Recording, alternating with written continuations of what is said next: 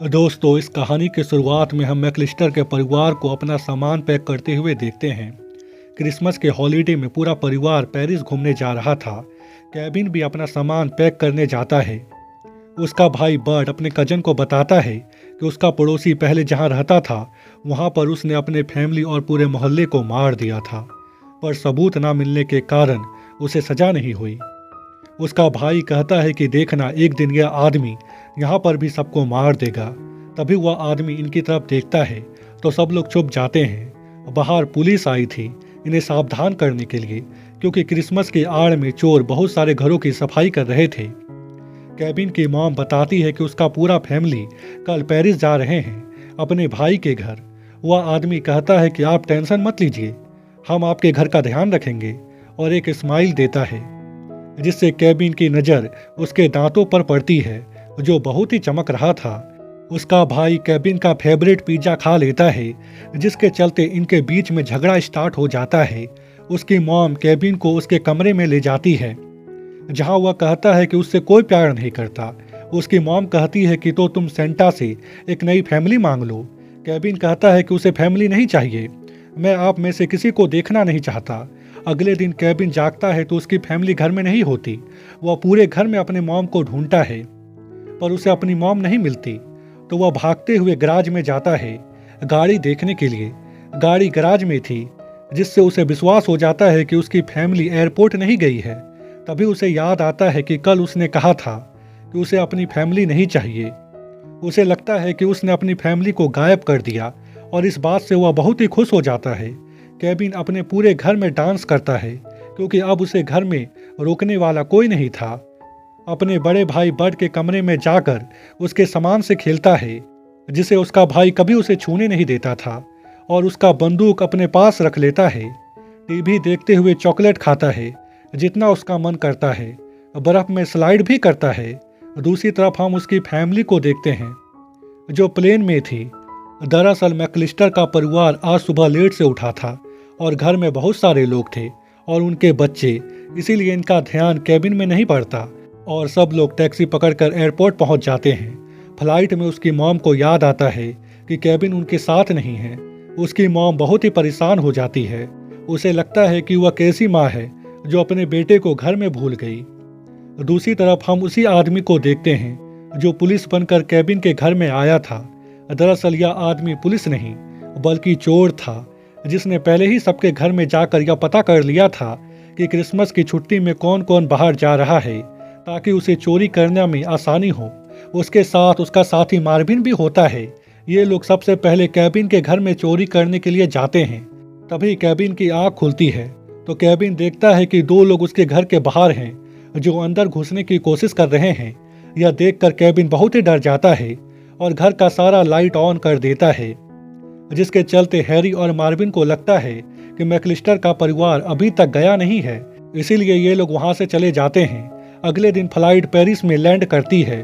उसकी मॉम भागते हुए अपने पड़ोसियों को कॉल करती है पर कोई फोन नहीं उठाता। शायद सब लोग क्रिसमस की छुट्टी मनाने के लिए बाहर गए होंगे। उसकी मॉम पुलिस को कॉल करती है और बताती है कि उनका 8 साल का बेटा घर में अकेला है, तो पुलिस उसके घर में जाती है पर केबिन दरवाजा नहीं खोलता।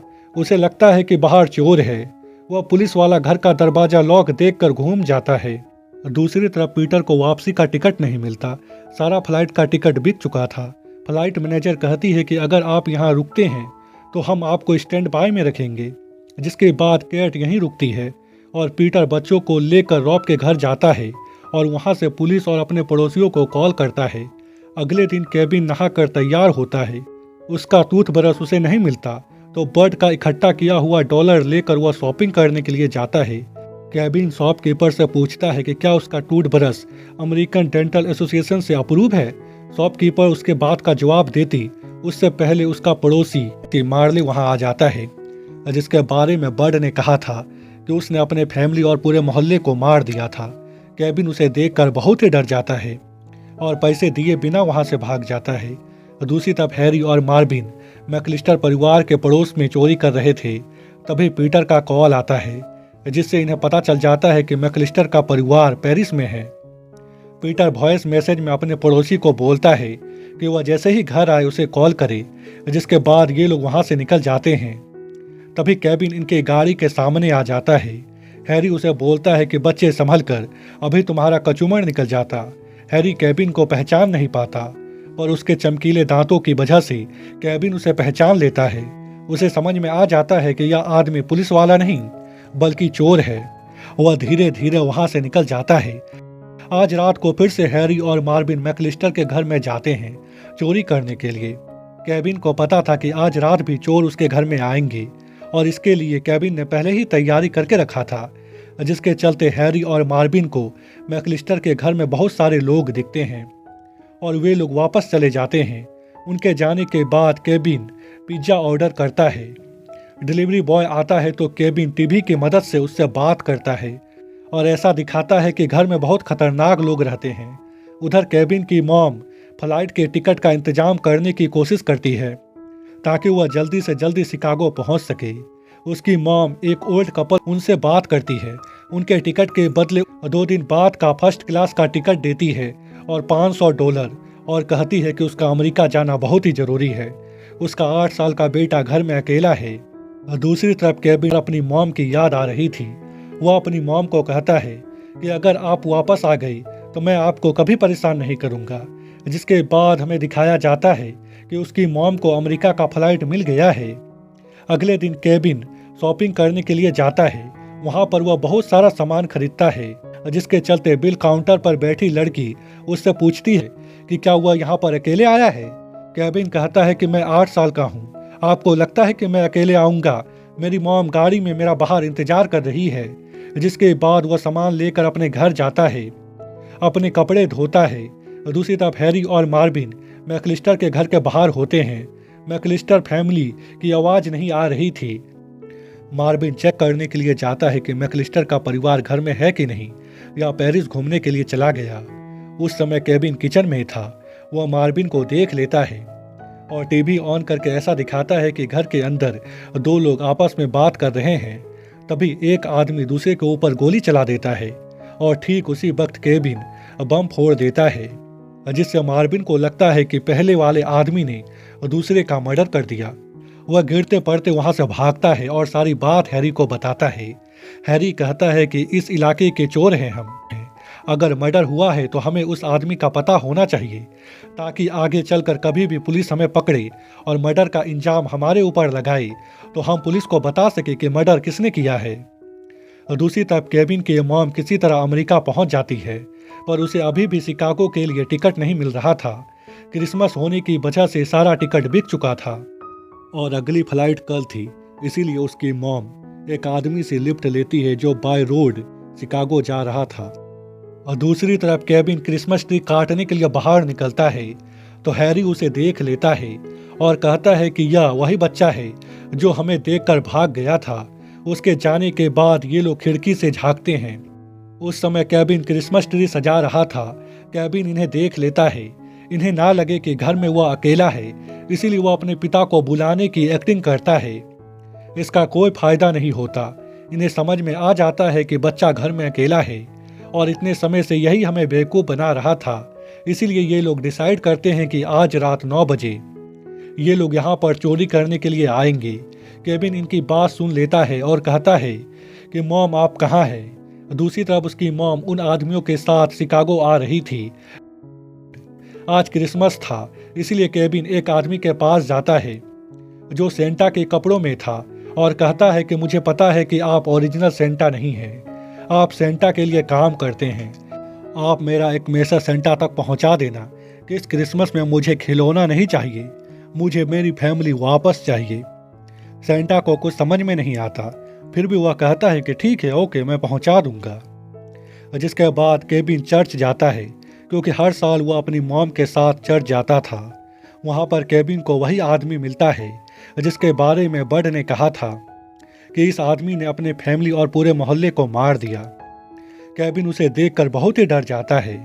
वह आदमी केबिन के पास आकर क्रिसमस विश करता है और बताता है कि लोगों ने उसके बारे में बहुत सी गलत अफवाह फैला दी है जो गलत है।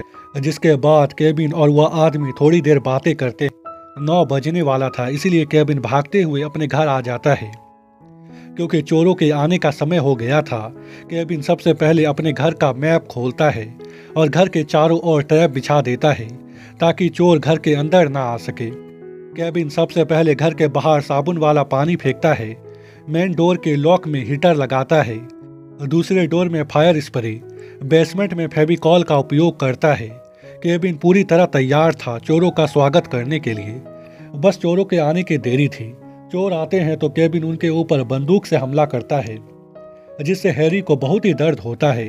मार्विन अंदर झांकने की कोशिश करता है तो केविन उसके ऊपर भी बंदूक से हमला करता है, जिसके बाद हैरी मेन डोर से तो मार्विन बेसमेंट के रास्ते अंदर घुसने की कोशिश करते हैं, जहां हैरी मेन डोर के सीढ़ियों में बहुत बार गिरता है। साबुन के पानी की वजह से किसी तरह दरवाजा के पास पहुंचता है और उसे खोलने की कोशिश करता है तो हीटर की वजह से उसका हाथ जल जाता है।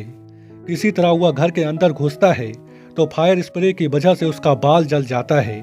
वहीं मार्विन सीढ़ियों से गिरते पड़ते बेसमेंट में आता है तो उसका चेहरा ट्रैप की वजह से जल जाता है। उसका पैर बेसमेंट के सीढ़ियों में चिपक जाता है। किसी तरह ये लोग घर के अंदर घुस जाते हैं। ट्रैप की वजह से ये लोग केविन को पकड़ नहीं पाते। इसी बीच केविन 911 में कॉल कर देता है और पुलिस को बुला लेता है और खिड़की से बाहर निकलकर अपने ट्री वाले घर में घुस जाता है और हैरी और मार्विन को उसे पकड़ने को कहता है। हैरी और मार्विन उसके पास आते हैं तो केविन रस्सी काट देता है, जिससे ये लोग नीचे गिर जाते हैं और घर के अंदर घुस नहीं पाते। जिसके बाद केविन ट्री वाले घर से नीचे उतरकर दूसरे घर में घुस जाता है और हैरी और मार्विन को अपने पीछे बुलाता है, पर हैरी इस बार उसका पीछा नहीं करता और दूसरे रास्ते से जाकर उसे पकड़ लेता है और कहता है कि बच्चे, मैं अब तुम्हें छोड़ूंगा नहीं, तुम्हारा भी वही हाल करूंगा जो तुमने हमारा किया। तभी मार्ले उन्हें पीछे से मारकर बेहोश कर देता है। दरअसल यह घर मार्ले का था। थोड़ी देर बाद पुलिस आकर उन्हें गिरफ्तार कर लेती है। अगले दिन केविन भागते हुए नीचे आता है, इस उम्मीद में कि उसकी फैमिली वापस आ गई होगी, पर ऐसा नहीं होता। इस बात से केविन बहुत ही उदास हो जाता है। तभी उसे किसी के चलने की आवाज आती है। यह उसकी मॉम थी, जिसे देखकर केविन बहुत ही खुश हो जाता है और कहता है कि बाकी लोग कहाँ हैं। उसकी मॉम बताती उससे पहले पूरी फैमिली वहां पर आ जाती है। दरअसल 2 दिन बाद जो फ्लाइट था, जिसका इंतजार फ्लाइट मैनेजर ने उसकी मॉम को करने को कहा था, उसी फ्लाइट से ये लोग यहाँ पर आए थे। यानी कि 2 दिन बीत चुका था और इसी के साथ यह मूवी यहीं पर खत्म हो जाता है।